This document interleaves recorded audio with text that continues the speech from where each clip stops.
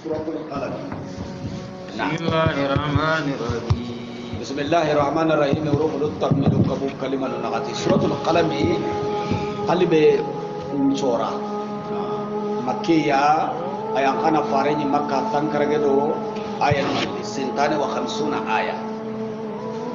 الله فاري عليه الصلاة والسلام دقو nanti oh nabi Allah gara taga kende qalibeja ala qalamu ani Allah tagi ho kananga ti hadisi kende tenga Allah subhanahu wa ta'ala da nyamari nan tanjahandi atina mani sahana kamanenta da ukutubu maqadir al umur finun chusudu la nyirancha fobe ganyado fobe garminya sufi ganko iwaga rangote le yitar kinundi igo nabi tambinina nabi kinya ko yalla gamanya kabi ikunti wa hadisi garante mutuno angoda kana hadisi ndi na riwaya mutu silsila ngana daga ta Jabir nanti faranti Jabir dangane awwalu ma khalaqa Allah nura nabiyyika ya Jabir ngana ke yino ko sufi ga kampani senya ne gare nyani dai babu ya nabiya no ke mu Jabir ya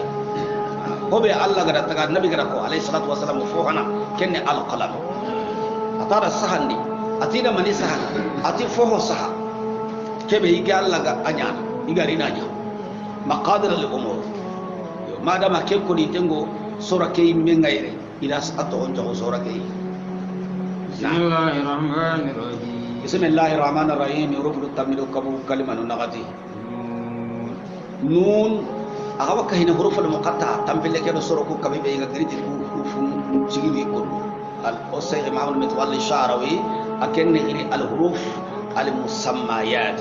atu huruful ani obi qillati taqoma nun wori qotte nganari harafe nganari agananya mushakkala anna ara shaklu kebegay fataha nga kama harful ba'i fataha nga ya nagraba kasru ngai anna qarabi adammu nga kama anna qarabu harful mad ngari do ko hoyi al fataha tamuddu al alif wal yaw tamuddu al kasra wal waw tamuddu al damma kenyan ciki sukunu nganari harafe nga Allah dakhar manna arati kudu banam dai nangir do ahalle harafe nganari sakil sundai anga khiliti harafe ke to alif ونأتي باو تاو ساو باسم الحرف يسابق لنا أخرى بوقان من تبيل الشعراوي رحمه الله أنا تلا الحروف المسميات قطو بينو إيغو خلتي إي متغم الذي تاو تنبيل دو سورو كراغي من القرآن دي حرفي باني كنو نون صاد قاف كورني حرفي باني إناري حروفنو هلي huruf no sikki huruf no nagati huruf no karagi imadagi kenga qur'ana di soro hilli menga kaf ha ya ain sad ha mim ain sin qaf soro hilli rikui khamsatu ahruf Allah ni manat ku ima hasari Allah mi hasari ko annabi sallallahu alaihi wasallam mani sab dalilin nan tami hasari ko nada annabi mi hajjari annabi ga makkebe hasari ga mako Allah ma khayta ma to ko kinai ama khayta ama nyamari tay yo maka daga do sufi gan ko ni karam mo no yugo gare sabuno annabiya nan tawakkitu de mi ada hugundiya ke mo nga annabi nyana nan tan faranna ko jabba nga kafira ko tay na gare sita annabiya angom pala sire sarabene janna bari man ta'ammada al kadhba ala rasulillah falyatabawwa maq'adahu fi an-nar Allah subhanahu wa ta'ala di nunu Allahu a'lamu bi muradihi bi dhalik wal qalam allati ikunati qalbika وما يسطرون ادي هو بسحنا ملكين هو سحنا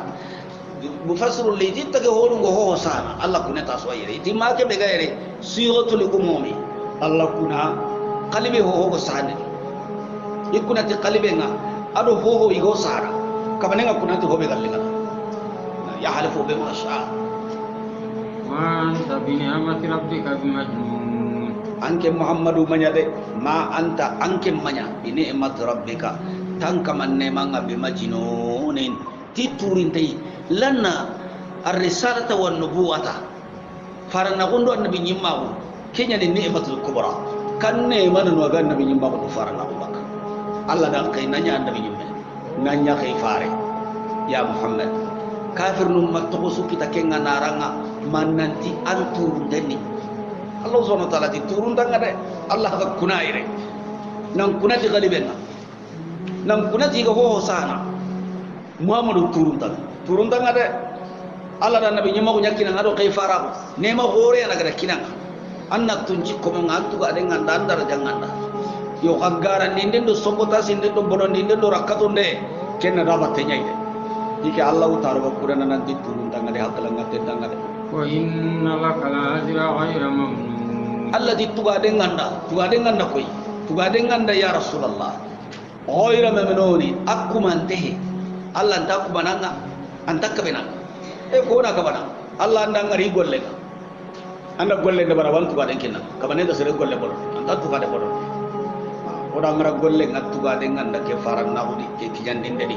ken tu gade takku minanga anta boda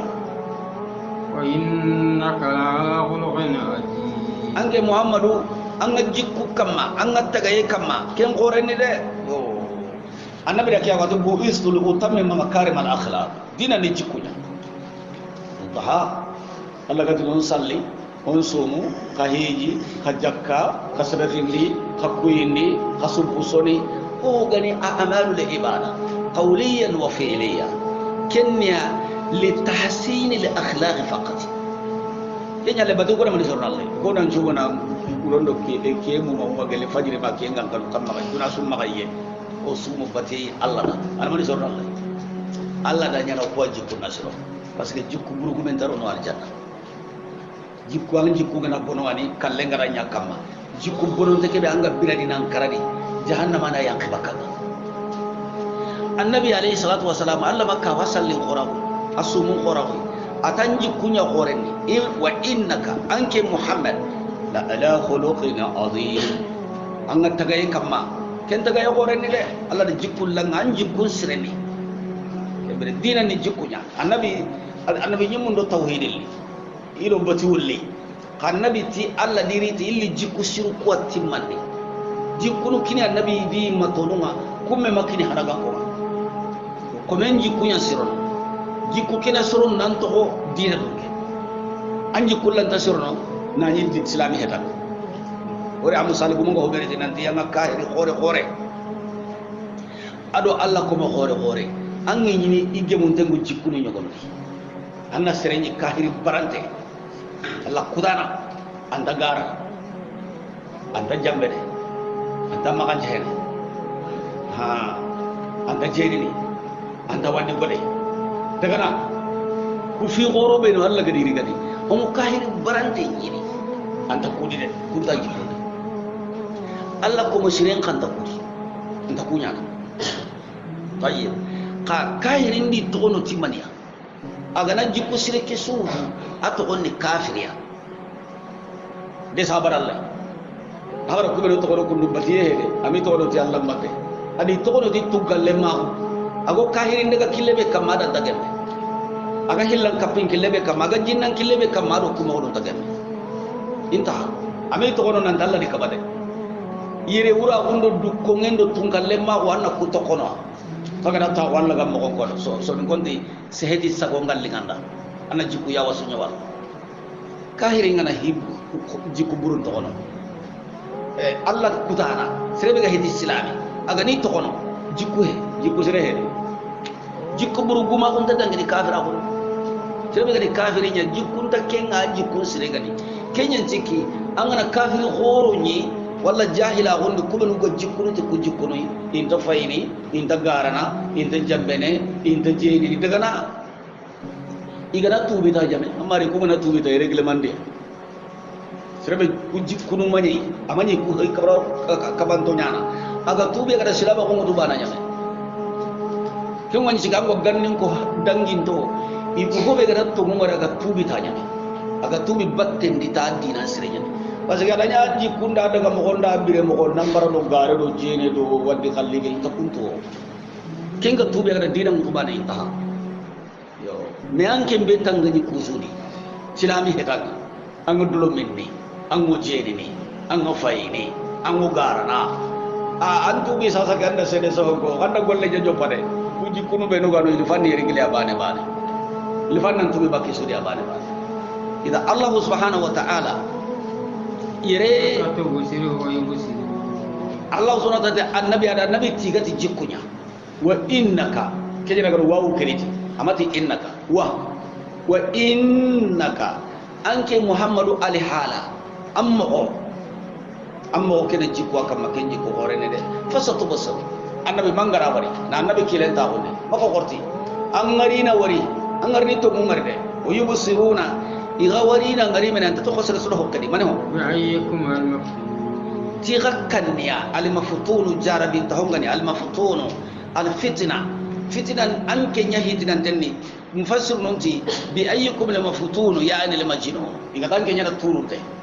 jarabu ngala serbe kita hakkale ngabono turungai anken ni kunju warne kem pamode ko hakkale manya ko turundenni ko ni wakante wori da kesuranga anke ngarina tu yawmal qiyamah turunga serbe ko kawarna tu turunga serbe ga jarabi inna rabbaka huwa alam biman dalla an sabili anka manyana tuana ayara tu mo sirina ko to serenji biman ti serbe dalla kenga sanko an sabilihi bakalla killenga serebe sankinte nyagani igunga herno sankinto nyani alla dan kay katti anna likhri yahi ombe kamanya wara ifa bankillo ni kesman kello di daga bako kay kunti kanda to nyani donc imanke muhammadu garani de idike alla garani ike di sankinto nyani ikhri na wara sankinta ko nyani ikunti yo ku kanda to nyani o fa bon masanki o kesman masanki on do fa bon no kesman battaye kum masanki keda ida ko ile Allah anda sele sankinta Allah subhanahu wa ta'ala ti Allah yana to mo siri a'lam ayatu internet serbe ga sanki bakalla killenga ala bil mu'tadin Allah tu internet kanda yem mo serbe go kande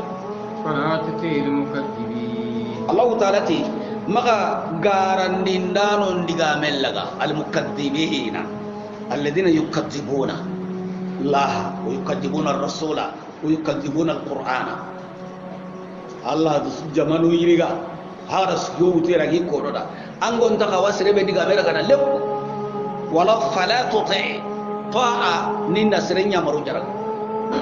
kahiri serebe gara Allah garandi serebe gara khiyamal li garandi serebe gara qur'ana garandi maka ken diga mera gane serenta kahiri diga mera gane kahiri diga me dinam pindi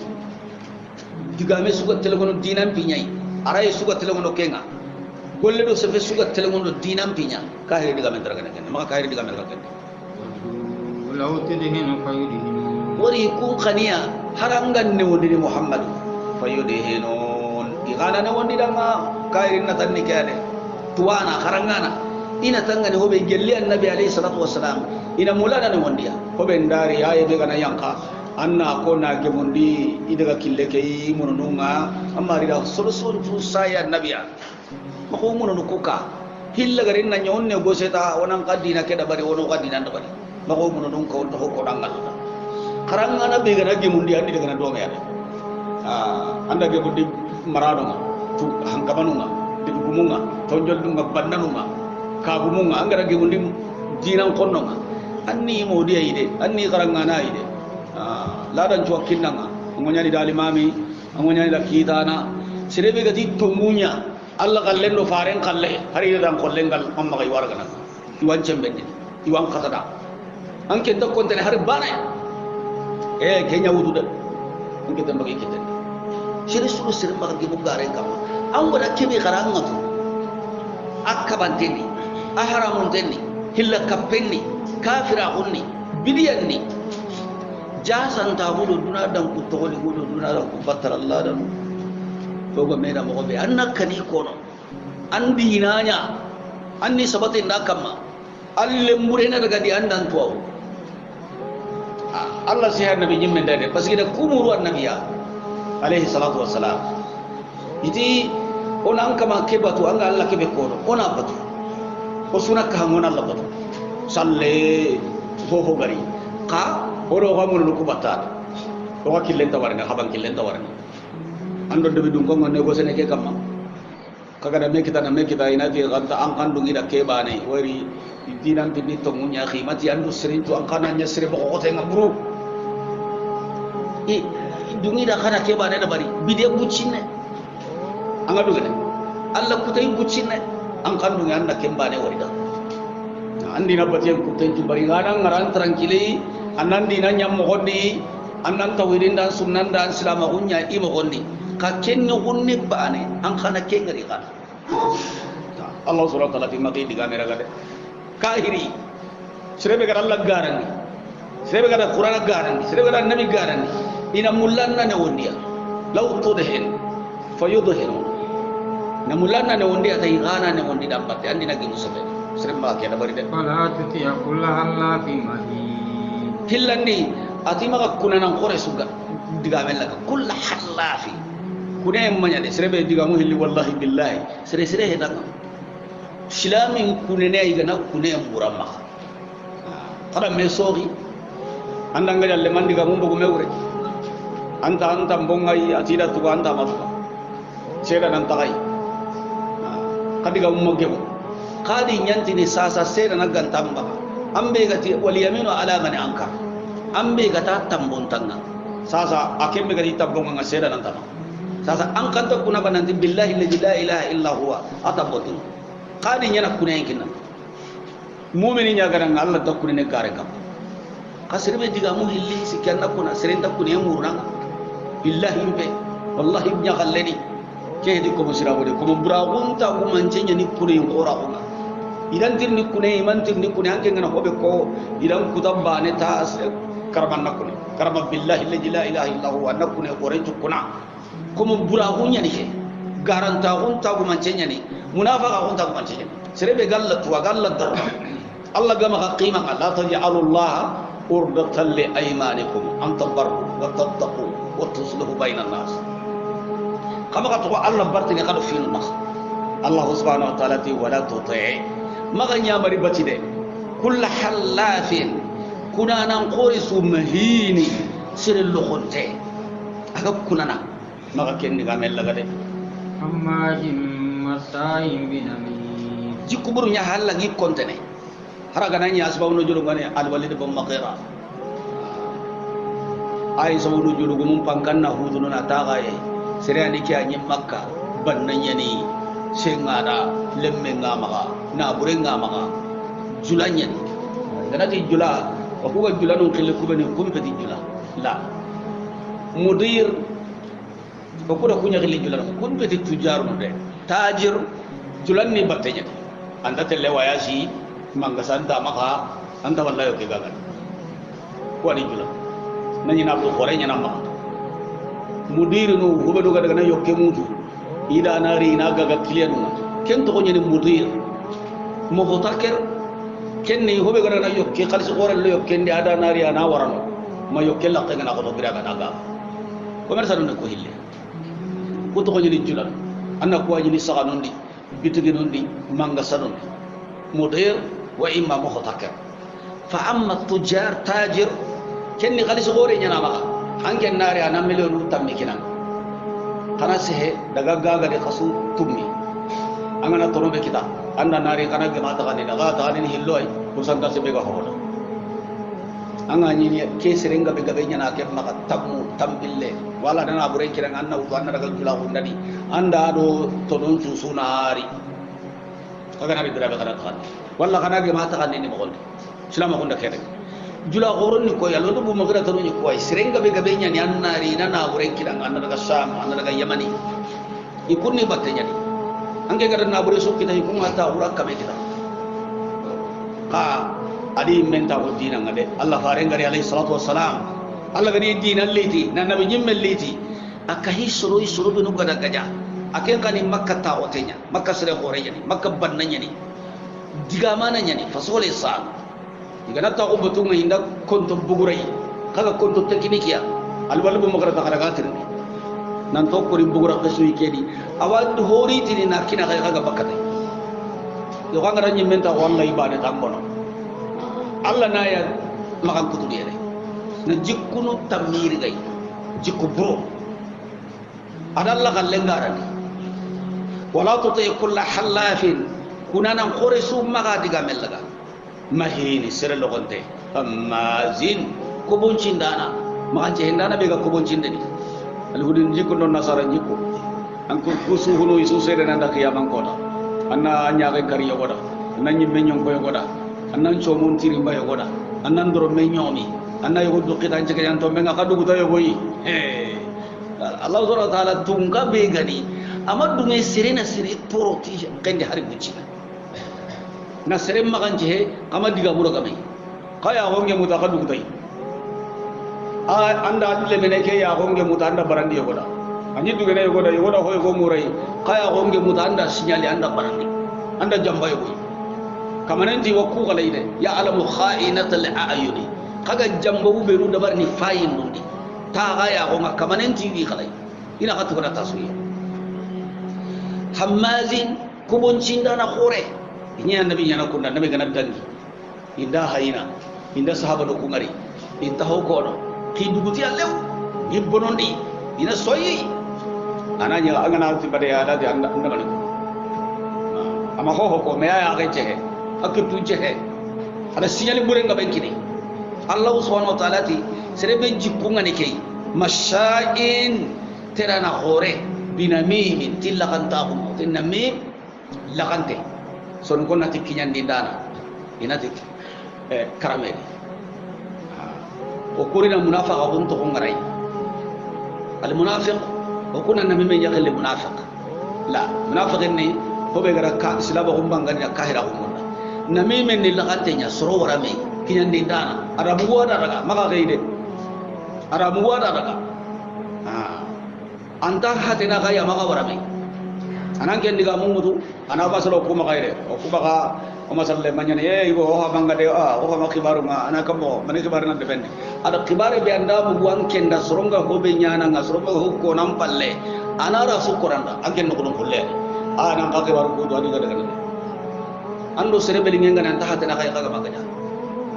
anda ta kan ke nyondi karina na kiya ko nam palle na kiya nyana na kiya ko nam palle kiya nyana anda daga haka man qabange amma ko fulana ide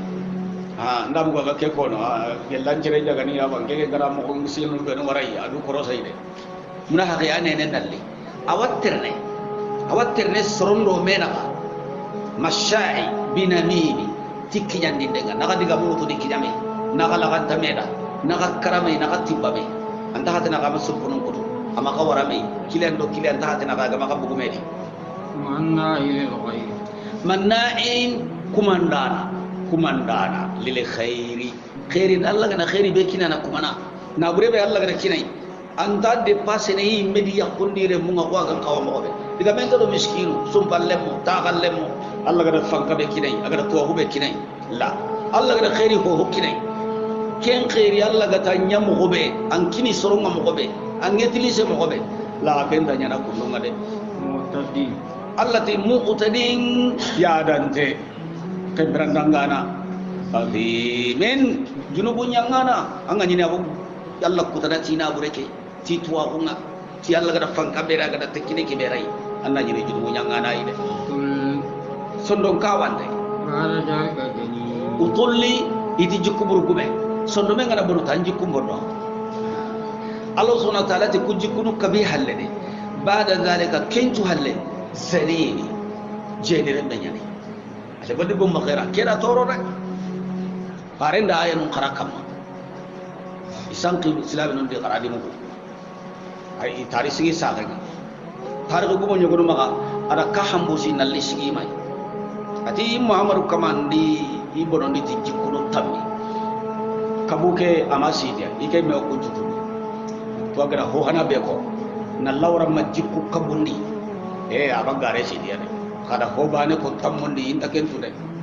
anya na kentu anna to mun gonda mina kanne ati jangalle menyani yenire menyani inta dudu gengal saga inta kama gare ko gengal yenire menyana ngade angam baba to kebe anke ngadi inya ma am baba hedi kengade oti tare nunda hinu hilya ko fananti ati am baba ni gulo ko ne ina ti gulo ko ne awaki nyene ya gare ngam ya gare nan dalle mesarna tayi hillandi kunji yayi am baba shirahuan dai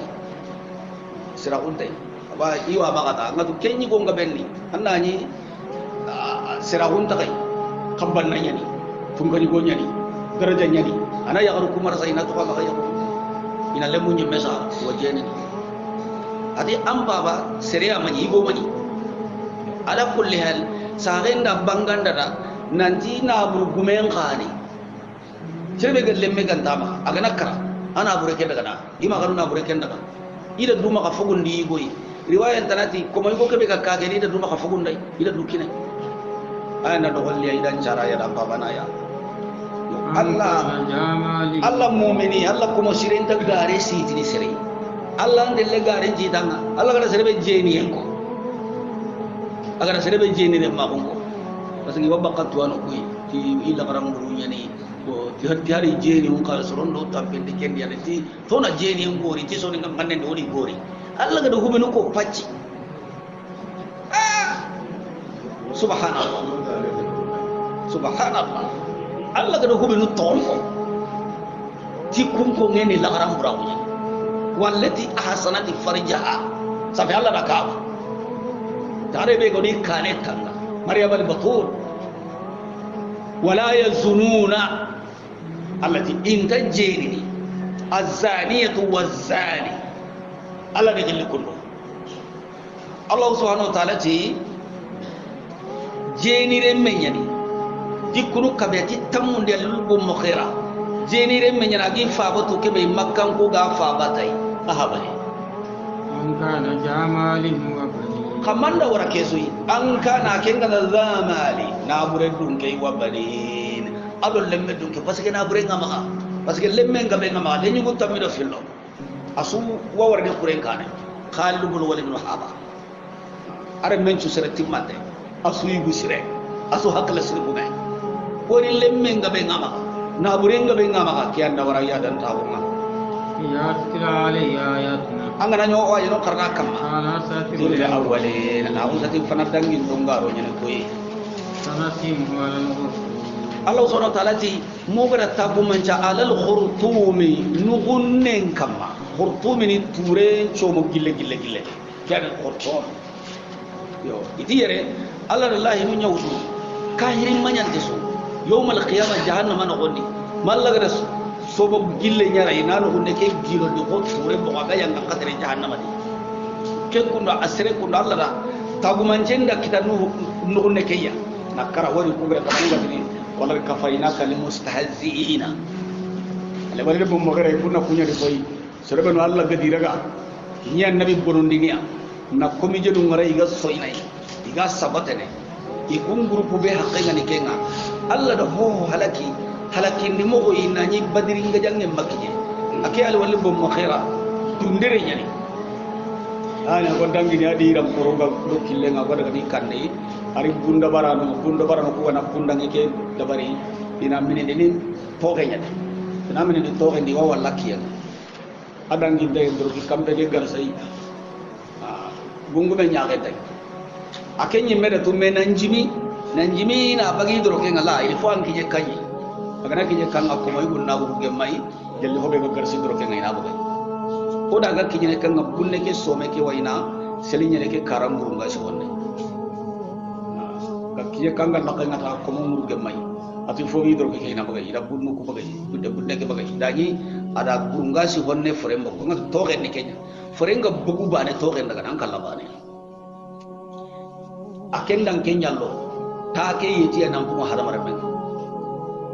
aka palle mo ko alla di surga kundunya ho kamane da ko nyawara kenga aka palle be wona alla da ko nyawara kenga aga ye kadin ko jirna mene allo jiran ko le ngana nafsu min ada ta daga jimu ambila garna ko tidanga na mini maga kala Allah di subhanahu ko Qur'an di tolin to be gani soina na lakatu na komi jedu ngaranga odan ku mandi hinga na subhana banam palaki sana simuhu alal qurtun Allah ti mogo da taguman cellai anu unneke kama na aiba yellai na jogi yellai aga tuini soronde hara hurenga tuini huruna enna dallo ki makanda inna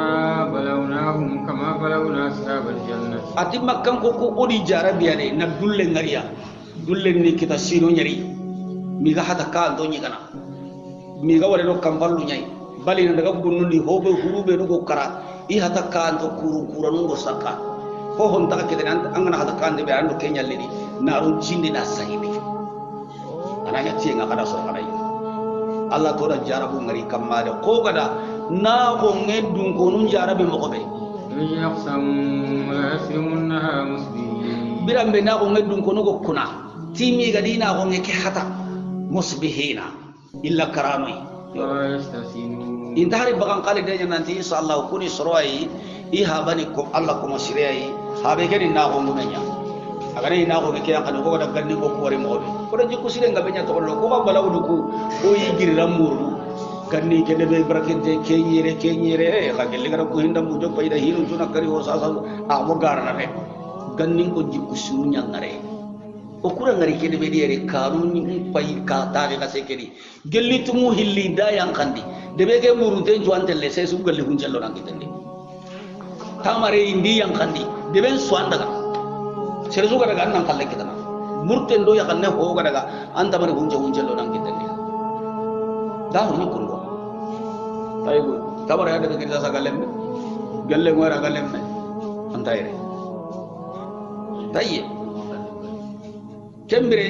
o xarlemme ho go de bekeni sugu gumu na gumu kulla taxano juma sere asutel hulangu pundo gore lakku nyai imani juma na gumu mani juma khati kana de bekeni asunyi kin xarlemme nyaado miskin bali xarlemme kun tali saga tay mi ago ina so kamana kini miskinu nyana so kina xarlemme na buru sugu gume jaga gume na gume imani juma khati kana ina so ko idia kenya cikina ga mana bana be ganyi kandi kancu na igana khatin namala so ho kay na iye sasa kamebe kulle anyi mema khati jura nyiga khati tunangari baraken daga kukundu ifa bani Allah ko masiranya na ho ngenya na ho ngeke khati ngane kinyane ko ganni ko mo kay mena ko no de bendi awa ke kota hulane ona na ko ngenya kandina de ke kota hulane ona tabare nyang kandina de ay mena ganji nasui asuna daga inda na ko ngenya kandi ay tire me sire suro kebe gan kawana kinanga lemonti habani hondu moro danya akenda ngena ko kundu abane aranyinya na ko gumenga kana so sankini anga to ko dige ko ganni ko wala ti ko in kollantiya ina ibono ndi ko ba bara hari bereta do hari garo bi ngutu no dege ma diro punja badu ngade oti hondo mbono ndano nyani ikunga na haliti ni kara igolle mpolliti ni igo tien kordi da kara nakini karango ora kesu nyala ga munyi ta ko o hogida on takitana iyanda ko stiban kompo mbogo de buguri iyanda misinu cikini iyanda oro winon tonto iyanda madarso non cikini iyanda société non litere na killu ndabari kakka ko be nudi ancien ngade taboto iyanda sudah bari iyanda dulle ndage na heto ndage tayi ko kudi ha banyal la kamunyen tega ha benga karayita nyame yiri tenga moyi itonta kono sire suda ona mullim patana miskinen tokku ini il daire on murta ille ganay karne hadama ngana to kena jodo hado daru ni kamundi Allah hay kenya khizan karanga Allah dine makira gi na murondi ni nya miskinu nga halle atida makkam ko jarabi idan ku banna horo ganyi makka ku sire gumo horo ganyi no sendo katu dangida dulle li ne raga miga jibanu nyigana miga fata kan to nyigana ata misali de penyane ko na ko ngedum ko no ku benu gadi habaraga fombonon dana idi aqsamu birambe ga kuna fa be ga karasina hana lesri munnaha idi me ku ngadi na ko ngeke fata musbihina illa karano idi soba fana ko na me wullita horon daga yille ngane karne ken joda yang kan joda rici wala yastaslimun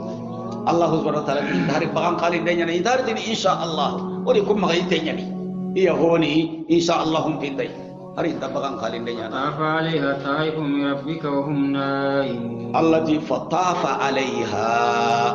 ayurin digalleke taifun min rabbika yurindana yugo nangirallai Allah da nyamar bucine ari titan naligalle yala gallege hum naimun kenna ni kunga sakai wa kan kana Allah nyamar gallenyi lakare ka sorimi ko gara dumbe sorim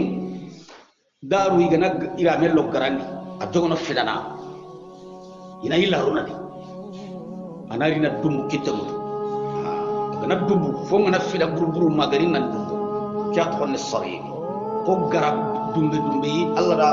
nyabari ya goriti na nyala galle ge na go ngi itti khaye nduro imbe daga wada kellaga hayle nga karne abiya de nambi na subbi abim bi kitanga sikki subbi ne itremme mbui itumbui na go ngeke mu man tumbui nan kurme na Allah ti ille nga karnanya ke mo ida meghiri fatanadaw ida meghiri musbihina illa karano ida fajri faqadi be kirimai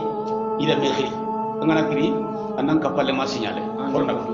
harsikum kuntum sarimin nanti kafaringiri kahurte ala harisikum qasran den kamma in kuntum sarimin gelli kaga nya hatanu ibe nagri hajiringa angana bugu dan kapalle ma anaba de onda ko wada hobe ko wada kala baga yeba kuma to purta hatana salo miskinu ga gelli ya hatanda no nya ga na kaisu kaga mulana hata miskinu kuma ka sedai sere maka toy e woda ga bire cuani sasa de kagironda فانطلقوا يتخافتون Allah Ta'ala ti daga ida me wulli su daga wa hum nani kunga yatakhafatun iga me hukundini awreni iga hukume yi min durunga hukume hari serdo sere maka daga dome debi dun konna maka sedo daga tenga hari ndai diga mun iwa diga men bunda na menaka sere maki diga kanne mu Allah yadkhulanna al-yawma alaykum miskin asui menni kai nanti Allah yadkhulannaha antaru nonna ko ngikediri lenki alaikum kakkamma miskine ho taro miskinu ngade murini fuqaru ngade murini de benchu ngade murini ite kenno fa bakiyanya akene hondo monondanya sire sun taro no kammale ko imme bane wa hatana na asuna hande kanu wala harjin khadiri allati huruti ade wa ghadaw ihaningiri ala hardin qare tahu kamma tafsirun nati ala hardi kumande kamma maningan niendi warake hajiri qoron denga nan daga na ko ngeke hada na ko nge hade bire hedi hajiriya na ko ncukanan cuma ka tamare na yang hadi mangoro papa kaye hobe ga na ko ngenyadi ay asriya hedi na ko ngum maga na subhana nyankani ay aka subhan pona kiyen na bogu anan digi jemba gai akana daga yankani kaga mai na lan yankani kama kinci kan yankani subhan kenga kana walla man subhan digi jenga bagai akana daga yang kana purte digi jendi na furte na daga yankani manindiro kei waqadu wala hardin ikunkum faningiri de miskini amma ka fukita ala hardin kere ta hukama qadirin nanti radiyan nyani galle nyani kira watella hata nari di kanun ni seren ka fukita falamma rauha birambe kada ngari inna lador itu kude oni sangkunto ngade wari suri sigi galle nga ite nyani galle ka kada ka hamanyi tebe sodo igari sigi galle nga fajirin biten dia bite binde ngosiki itu sangkida innaku ladalluna sangkano nyanu ide hajirin do raga wuron do raga de otte hetige odo go tenkille wuto o sang tenkille bal nahanu maharum i hakkilan tondi ori itom maka duto o onganni buru tanama sirisu jamandi aga beru go kari kaberu go sagyabe kaberu go habe kaberu go susete siribi aga da hobre nya jopanna ko nara ikini karakatu bakama aba kasubide balaw benda ka kila na kasu kita de gelluno surubanu go manyi ga telumo hinga iga kurimo ko kitima kunti bal iti ayide ote nahnu mahrumu okunya kumandonya ote ke ani ke umasanki Allah hado kumate ke girinya ilaw na ala wasatuhum ala ma qulnakum iho sugandin tondi srebe sugandin tombe ganyedi srebe no gamanya gadunga hige na ke yele bakundu batteni na miskinun kuma na tagallem kuma soron kitini kuma dunga kamada ma jamanga tikebe anke gana hari amba ne agani nanke kalle ke katu na bagamma anna daga di batte kaga na bono Allah wase hen jagani toronde nanti nda kona katu isre sugandi tondi awsato huma yare na kannun ke hede hosugandi de wasatu hosugandi de I hosugandi tondi alamu aqul lakum yalimma kona kada laula tusabbihun nanti kaga subhanallah konna tike ba kona kada ito no kile bugu na wangi kamma kene Allah tige nyaw ku gado abani aga karana hoto ko maka arago birandini keme na ko ngega halle sirbanu habanu ga bire miskine nan karani to miskine ito ku ganna Allah subhanallahi ko ni nalla tiga nalla mama o haba gada te to tebe da go birandini ida ko nakada قالوا سبحان ربنا إنا كنا ظالمين kembiri aniti senna ungo kamanda de okuku onya to nyawunda no haramare me angana kasara ngaran kita maka kontine de sagi halle karama kata Allah itanda to ngoko senna unga Allah da Allah wala du toro de ogara nganne be wudu ku ida nganne mu ida golle nyaama imatte fatahana ki aga giri kaga nganne ke be wudu ka furde ka giri harima tenga Allah subhanahu wa ta'ala di nganne buren chaman dia nang kanu tenga na bonondi ito ko kunde oda du toro e golle de bande ke mo be fagado kita kunda do kita to imme wa aqbala ba'dhum ala ba'din yatalawun ewa kembere yogo no tengi yogo iga may jele gini hiburu nyange joppa ndano sereberu gada ke ide joppa ke ara ega giri sereberu fulana nyanda ke joppa de ka no na bayani ambane ngara ko daga daga bakara sereberu go sinja kama ikku tutengi ige jele gini koda ko daga ka do ke ara eli ka anda dulu ko to ke di ko to maganya ide jele gi su tegen dia ken jele gina mani sorono serebe gada Allah kute nyamunda maka ando maka kuta di dulu ko ta nga aga dalla kuta kaso to nyana Allah kuta imen duru nyon koy me ya talawa muna iga mi jele gini qalu ya waylana inna kunna taghin isutenge Allah yiti o kama ya waylana ya o halakiye o kukunya togina onya hese gendo ngade ange ngalla gada nema be kinoi o hese gano gonni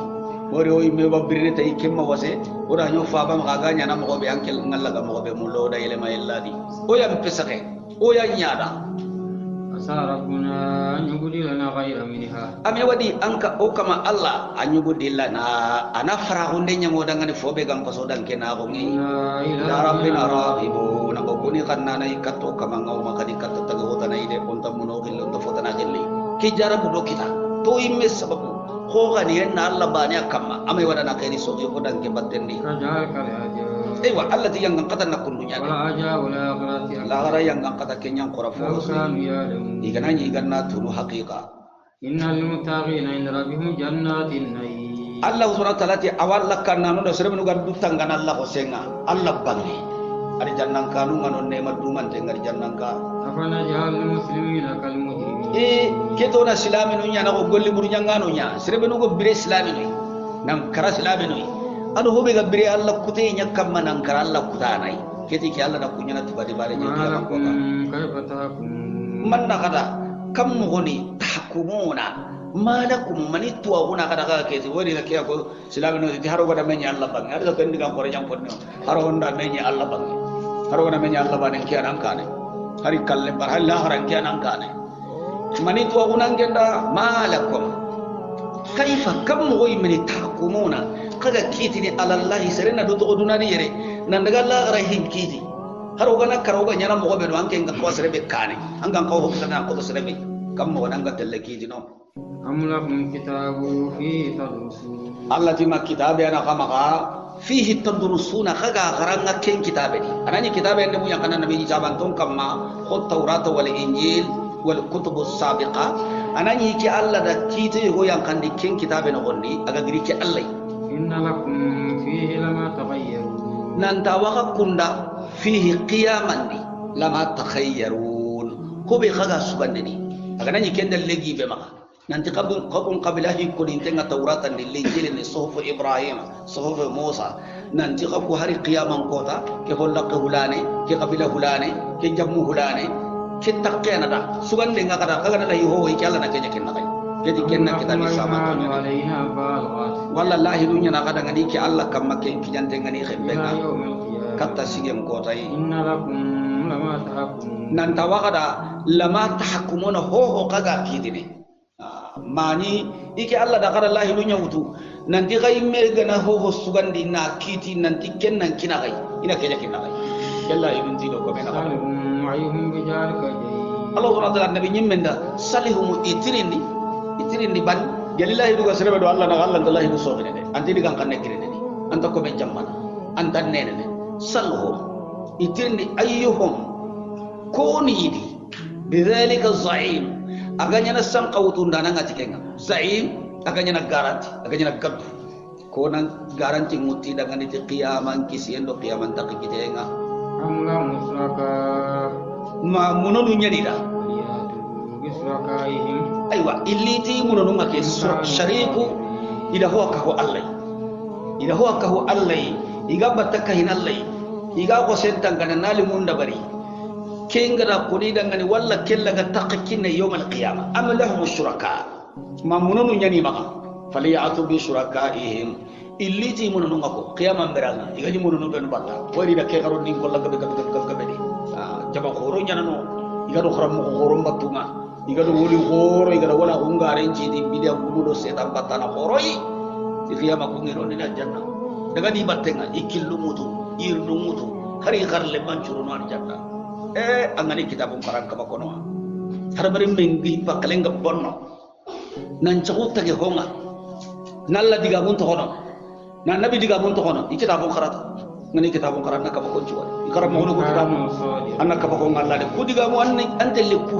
haqiqan kita ikitabu anna simana ko kafir no be do farenga da menyi bari ay ku hinna nyi nyenya gen kamalengia iga jinum batta har mar mu ngobbati harita kiti sogondo ngidi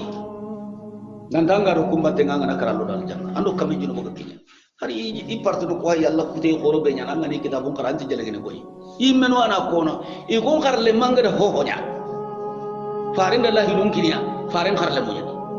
iga do junubu sunya iga da Allah kute sunya iga da sire sukari iga da sire sunna burenya annabi da lahi dun mutu nanti ina kum kamanu iga da sorobo hakum bonondi ina kun ko manu haqqun tugana qiyaman kota min bahari fadlihi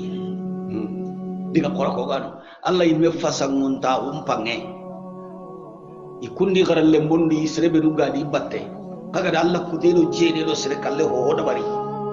Allah na su tugana yimme fasangunta umpange jadi anta hari bana baka golli su dallam batta sugar labatta sero ho ga jikru nyana nyi yake aken kamma jinnando haramare men do yiddundo sokku kuncu baraje awaka hini kundi kharle mondi killim batano ma amane yidi kita mon khara jalaginte kuma no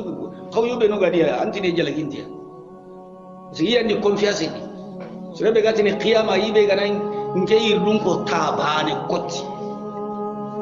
an ngamar wal janna yawm al qiyamah Allah ngana killen ta kankane tan tan wal janna li anna lin qulillah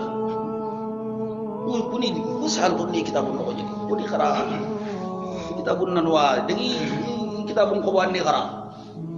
yoli no ko kitabu ngati ko be do woli no tawutu khoro kafirin diga mun do kafirin ngollu jeni hundo sirkallu anga daga turu ina Allah ka ko saga Allah di amula mushraka ma mununu nyane ma abu kere bi mana bal lahum shuraka kapalle mu ani maga mununu yigi bataka hina Allah fali yatu bi shurakaihim illiti mununu ma qiyaman kota in kanu sadiqina Allah gane ira gane ro jahannama di ini mununu lu tiaga da jitto mun to gane ini kisiga kota be iga uruginde nyana baka karang karenga yarna ila sujudi iga krinde nyana katta sujudena iranta hadis sahih walli Allah subhanahu wa ta'ala ati yawm al-qiyamah battana sugani hobe batta indabati hobe ridi ina shaytane be ridi jama be ganji da batte ina qariti ina ke shaytane mutunari jamangul la jahannam sirebe ganji tebe batta kenyi te ho ganya batta amura na teke ututai ina kenyi te utwari jamam batta no ina sura jahannam humbe no ganji kiyem batta humbe no ganji qasom batta ho ganyi bati hom paso be batta ina bati ho ke aritini ho ganyi do ke batte kute inda ni yogal qiyamah ina suriti ina gadi daga jahannam islamin nato ina daga ko na mani shiki ina to na ko manjaro aga na ka mangari khawatu yabo wono ko mangara wadu Allah na sauran yuguriti na koyya ina to ko kam betige la ko baro ko mangara wadu kembe Allah subhanahu wa ta'ala yoke safa ansar Allah na tagu mancen koyya na nganyare mbugu karang karenga na nganyare mbugu itung ka hunno hui kebe lahi runga kina nabi di ngatur muslimin kenga nanya ta asuna daga sujudi suwata le sujudi na daga tagallo nyinya ho sallana sire ado sallana bure aswasiki kenci judirai ho ganyi sallini dulade munafiqa ko nyakamma anga sallini kahiri nyana anga sallini munafiqi nyana anga sallini hilla kapana nyana i halle ta dugana boy awna de khawtale sujudi ho silama hunga manya ahalla ko tekiam kolene atale singidi halle ken ko do yawma yuki safu ko tabe Allah ga bangandinde nyana na nganyare mbugu karankarenga o yadauna ila sujudi iwi khilli katta sujudi nga fala yastati'una iran tade o gamani salli to mun kama ken ko ta kellan daga na sujudi khasiyatan absaruhum iya gollo konto tarihum illatu logi maganta ko no farini qad kanu yud'auna ila ila sujudi wa hum salimun inya inni ghiriduna di katta sallenga wa hum salimuna ikisinto mufassir dun cugara ki hasar ho be yakhir keni jaman challe nyane salle gri kanne inyi dunadi iwo gilli kata salle nyade o kudan kende belen ki alhamdulillah mesin tumi anke ta salle gri kanne kaba konni ke kada salli hana daw misul kutto bisuna khilya la qasara futro sawho fajri anke ta misile no wallan chalu kara kata salle misile anke ta salle gri kanne sumuko debe gadan ko misidu tumi Allah ti dunadi ni gilli katta salle nga ibra ikisinto hoho manya honti tanunga fonti kitunga honti suhununga lebu sumanya agi kabara daga salle annabi alayhi salatu wassalam finkin take khisa qawatu agari katta annabiya ati ya rasulullah ige iya hon pinkin denni riwaya goti gumaraga na begi makaidan tameham riwayat sahante ati serenti makagi gumal laga kata bisire Madina ka ho ya wasenga benni urondi beddu manya aywa ike injalli kandi ba na riwaya ko atan narin ka kedi anda salli no koy ngana ko tele misire ko ta benna salli no lawa bantene farenti ko Allah bantene kinkete di halle ko ya aga bugu jamandi farenti hada atan di kammo keni hikimanya serengari na magari di signa raga di tindo ingara ko na warandaga maga bugu jama kedi na nyille kanne walle anti kam mo ko kende jama ke sunamu asagadi farenja hal tasma'un nida ati gana sallan kraga mo kwati ya bawati nyime de hayya ala salah angam hayya ala al falah atangam e wati nyime ya de ima sere ma akhiri ima sere habagiri ima di debume ima di alimami ima di konchae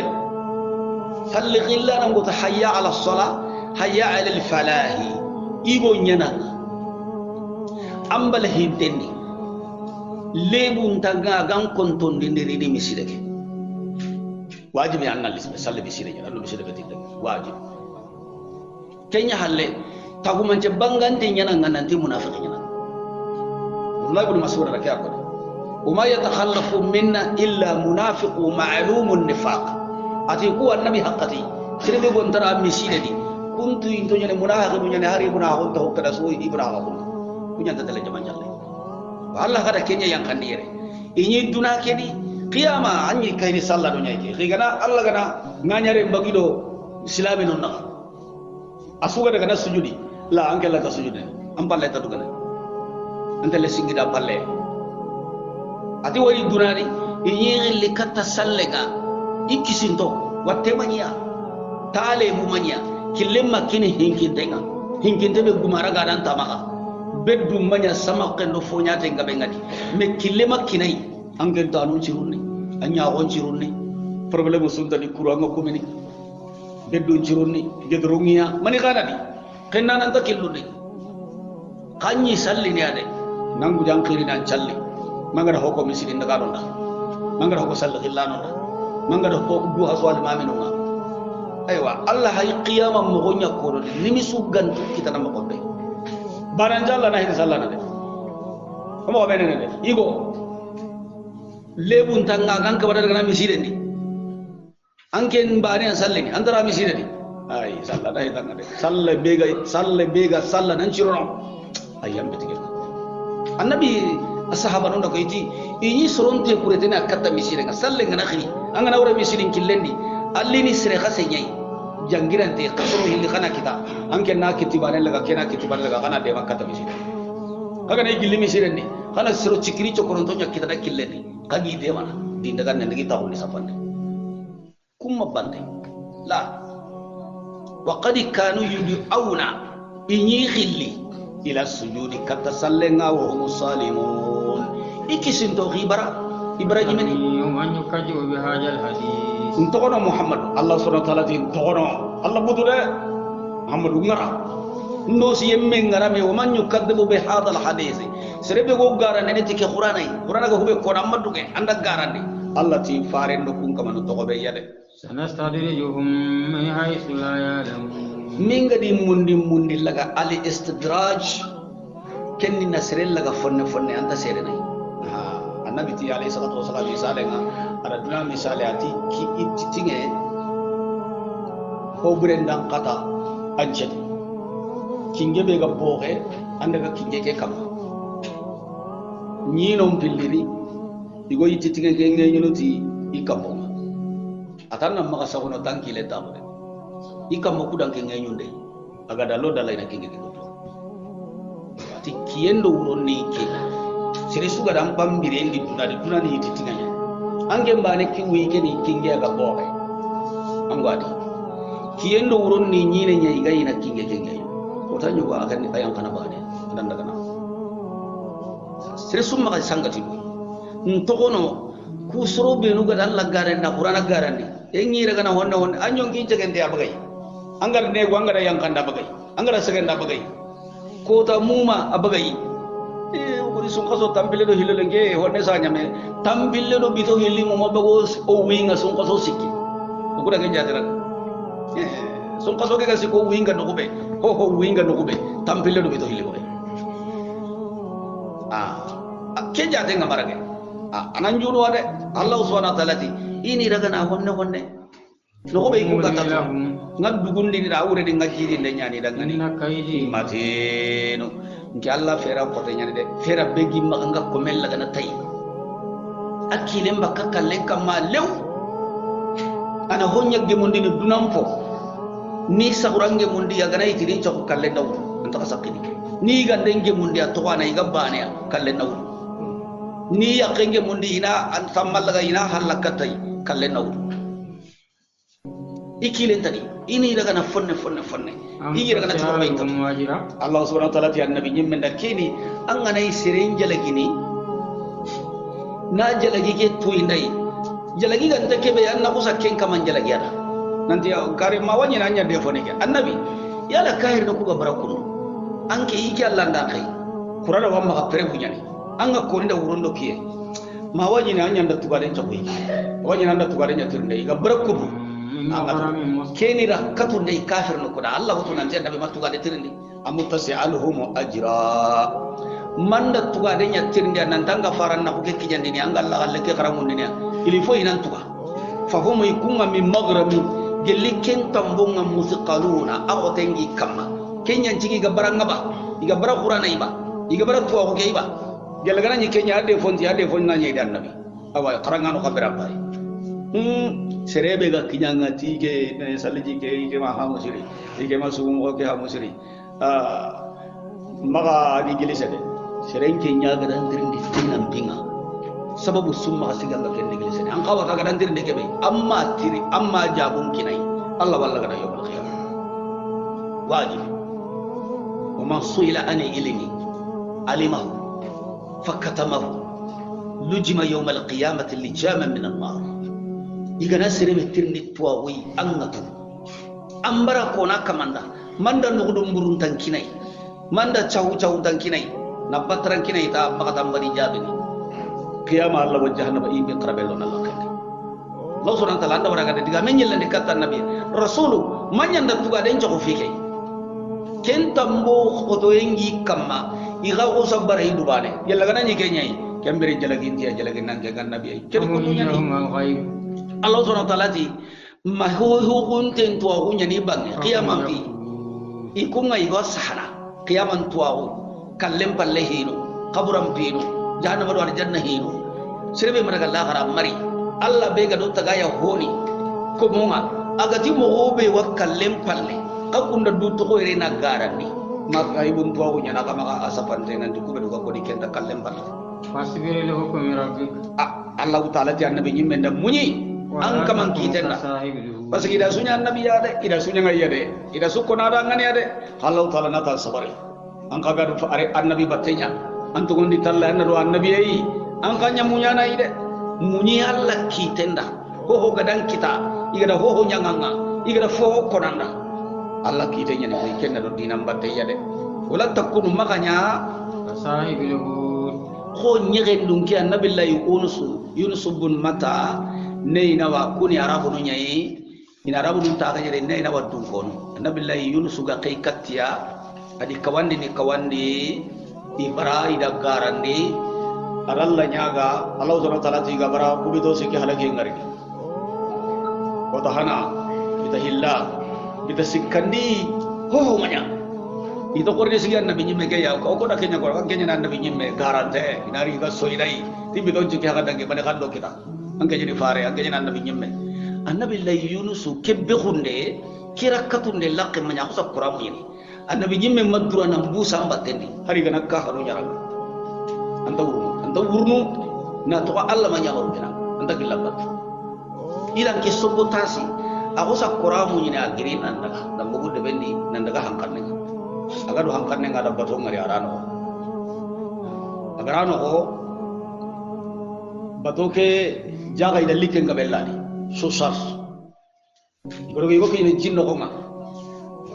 bato gumonti liken ga bad hada maram yam fu liken ngana ni kenga liken do soro kana liken nyoko de baransi kana jaga da to bato hangen no kondi kaga nati kana dongam muru so ayola ne aga nani marsandisi nyai kana marsandisi ko yogo no fitana bakani puanna hona bugu puanna hada bare mon nato bari me seren duro nyana asu sere pasa sen duro nyana baton jere fo donc kenga na nyangi maka kana sokke nyakut misale di angkawana tanjere serewu tanjege serewani angkawana wujune kilo wutu tono no hilli wutu 200 kilo saka kam il faut 200 kilo ke kana kencere bakke bagay ni fita jindi sasa konum fitane gelli kahira kum pakati yare ina kala sokke nyakut sokke ngana ge musrebe no kana hana kana filla aga sikke serebe ne kana kun kamanu kana fita jindi comme ça puan na ren romale akana da ke daga tanya ni sharia fi ngana ni bonno ora wa kara yo bonno de kutte kina kisi ada haramare men nyahay watte hay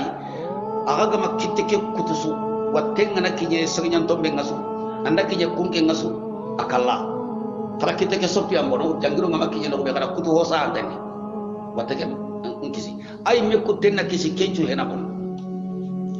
igara sokken kutu ta hana sokke gara serebe no raga annabi nyimme gedi yunus sokken raga ta hillai awidi ta sikandi illai awidi ay me do hita agara fitta Allah subhanahu wa ta'ala igara fitta jindi Allah da nyage nyamari karama iga yundu su hitana nyage lira kenge mundai arab nyage lakenga kenga sede na du yawa ma nyage no honni nyage da ya kama jintinga adalla tiga daga saw yunus iti ati kengir ke golle giri ike gari duñi re sasa ke de fonni adalla kini la ilaha illa anta subhanaka inni kuntu minadh dhalimin Allah dan nyagay nyamari ana bagandi andaga ana gongon tamuru karaman andaga agom sado nyagay ngakini gongon tanga Allah dan ko prepara kare nyagay agada wucine kebe nyan nyagay no gondi haraga na soge jada man me wucinya take hono ko yino gonte nyani salere be ga nyagay no gondi ke mucina da fata ke subuna ante do wa hay mutinia adaga gogo Allah da yitte baganda kama na funtinda kama o sarahate holle na nenai ganni ko kuna hasani sarahate nya me yaqtin ittani anenu noa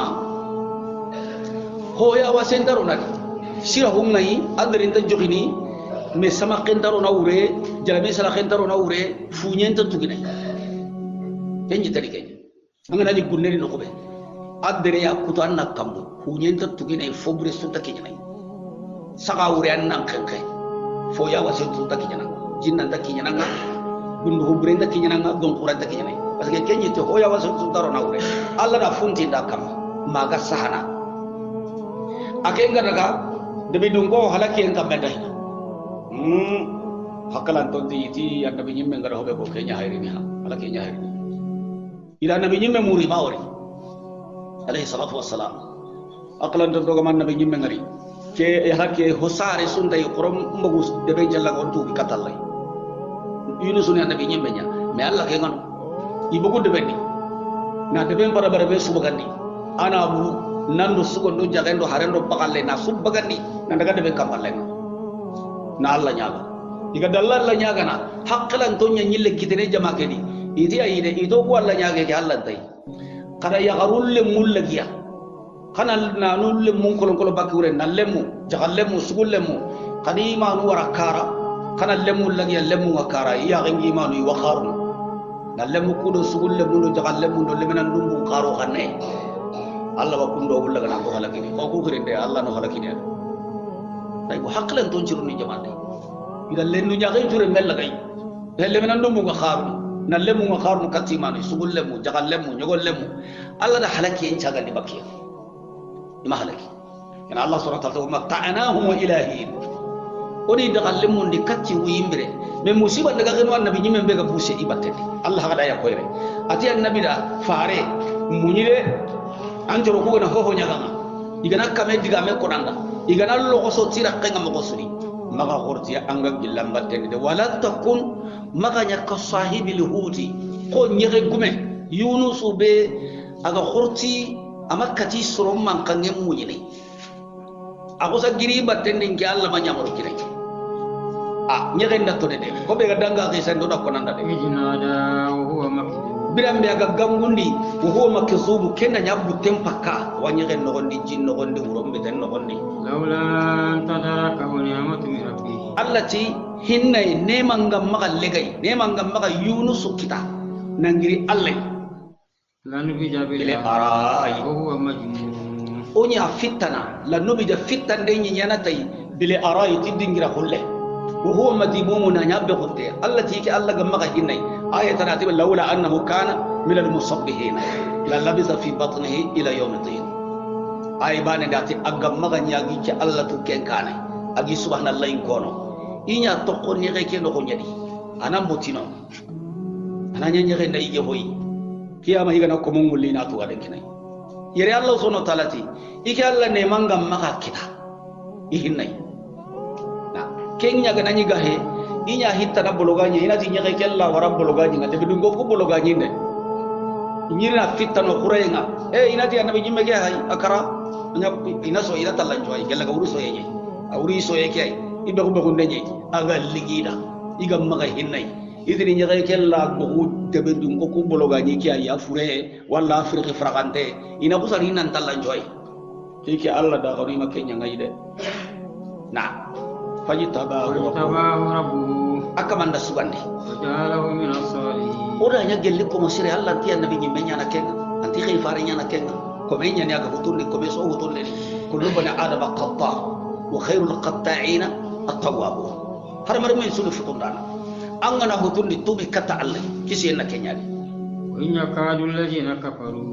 Allah subhanahu wa ta'ala ti sorontin to holamani la kafira la yuzliqunaka iganki Muhammadu birni zalqi ni denenya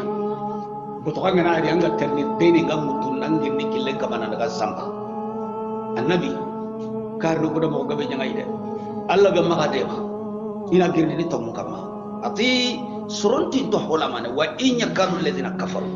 Muhammad kafir no kuttinto honne la yuzliqunaka igangirindi ni tomuke kama be abasarihim tiya wona parce que korto na horoni ni killi brungi maka iwahinam korto na ko do siranka he ko maka iganda bari ni tiya kunya dia gelli na paso ko gelli lubeydi le hodi korto na horenya ni kenga korto nano nyimaka kenkota korto ndungi maka ina roniya ko koy gelli ahiri dunya gadi gana khara mai tunjura jaga ni ngaro jindi na sosiya ko mana sinya gadi asetan killo be nugo be indi khara indari misire ke kudu walla jamande gira ngapundu igamul lasrebe inaranga ina walla manka manganari ni menjimende ini khibaru ko dabari ini mengirdi tapu ya ke tokkidanya korte kan Allah ida kesu saya nabiya anta hotor na kenya ni gidi turu tanya parce que gun kortu ko kontono serebe iwi maka ini dabari ini tanu nyakidai ita durun nari alankade ita durun nganankade nabbo gelliang nan to angka ke di wajibi bangga sigi ta batte ke anga sigi ta batte ke di kota su Allah bangga si korte ke anallaga imanya de ida keso saya nabiya ida korte do dabari ndambe itu saya iga konto ke su yani ga kinya lubayl al yahudi yaga be korte ga ta konto no sere ikuma Allah subhanahu wa ta'ala ti honne iga konto ku kortui iro komi jenundi ngara horondo nyakamala horo sugana horo be jamanendi kunga nambunundi anta kalege nam to ida karo kunya din na breakini inari na nam bononi na begu Allah subhanahu wa ta'ala ti honne inyangirndi di tongum kama ti ya gonga iga ya go dondo be nyana iga gotinde be nyana iga ya ga buru be nu nyana nampai fonne inangirndi Allah kallen kama لما سمعوا ذكرا bira bi gada kawande mo ويقولون إنه lamajnun iwatina ke turunte nyani angara wari kunda ko finu gon to hoto no serebe anti hakkale nyani kenya halle kunda kondo nai ما هو إلا la dhikru lil alamin amanya ho hoy ganta kawande ndo simman de tage wono dangani Allah gaddo kawande di qur'ana inde qur'ana kawande kan dona Allah gaddo gaddo meran jiro no tibe ko so takanya janai ngara no